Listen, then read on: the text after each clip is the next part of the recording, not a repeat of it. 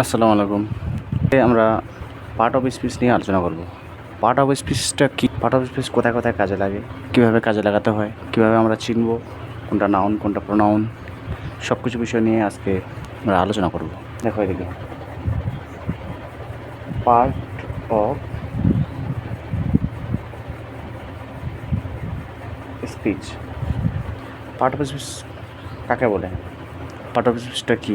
এখানে দেখো পার্ট একটা আলাদা জিনিস, এখানে স্পিচ একটা আলাদা জিনিস। তারা পার্ট কথার অর্থ কী? পার্ট কথার অর্থ হলো অংশ, অংশ। এবং স্পিচ কথার অর্থ,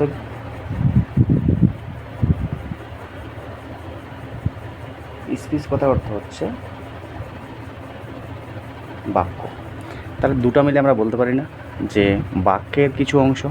তা যদি আমরা ইংরেজিতে বলতে চাই তাহলে এভাবে বলতে পারি না যে each of the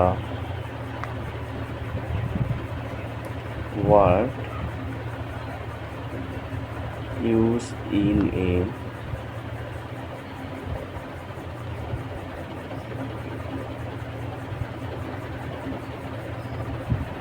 sentence is called a part of speech.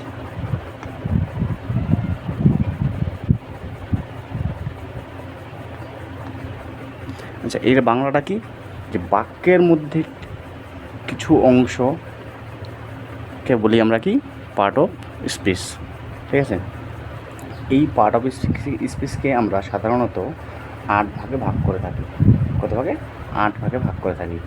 1 নম্বর হলো কি নাউন, নাউন। 2 নম্বর হলো প্রোনাউন। 3 নম্বর হলো ভার্ব। 4 নম্বর অ্যাডজেক্টিভ।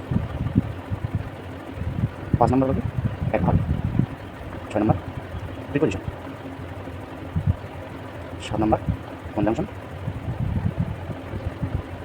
এবং অবশেষ 8 নম্বর হলো ইন্টারজেকশন।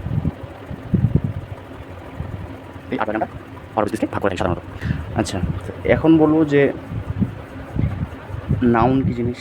এক এক করে আমরা আলোচনা করব। নাউন কী জিনিস, নাউনটা কাকে বলে, কীভাবে বলবো আমরা নাউন, কীভাবে চিনবো নাউন। ঠিক আছে, আমরা নাউন কাকে বলি? যে বাক্যের মধ্যে কোনো কিছু যদি নাম বোঝায় তখন তাকে আমরা নাউন বলবো। কোনো ব্যক্তি, বস্তু, পদার্থ ইত্যাদি কোনো কিছুর নাম যদি বোঝায় তাহলে আমরা তাকে আমরা বলবো কি, তখন নাউন। ঠিক আছে, আমরা উদাহরণ দিয়ে বলতে পারি।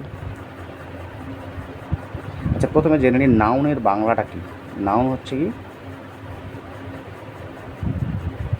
বিশেষ্য, বিশেষ্য। নাউনের বাংলা হলো বিশেষ্য। তাহলে আমরা বললাম যে বাক্যের মধ্যে কোনো কিছু যদি নাম বোঝায় তখন তাকে আমরা বলবো নাউন। তো 1 নম্বর উদাহরণ দিয়ে বলি আমরা। Honesty, honesty is the best policy. এখানে অনেস্টি মানে কি, সৎ। ঠিক আছে, এই নাম বোঝায় তখন তো আমরা বলবো তাকে নাউন। ঠিক আছে, 2 নম্বর বলতে পারি রাহুল read in ক্লাস 9। দেখো এখানে রাহুল রিড ইন ক্লাস 9, এখানে হচ্ছে কি রাহুলটা হলো আমাদের কি নাউন। ঠিক আছে, এইভাবে আমরা একের পর এক শিখতে থাকবো।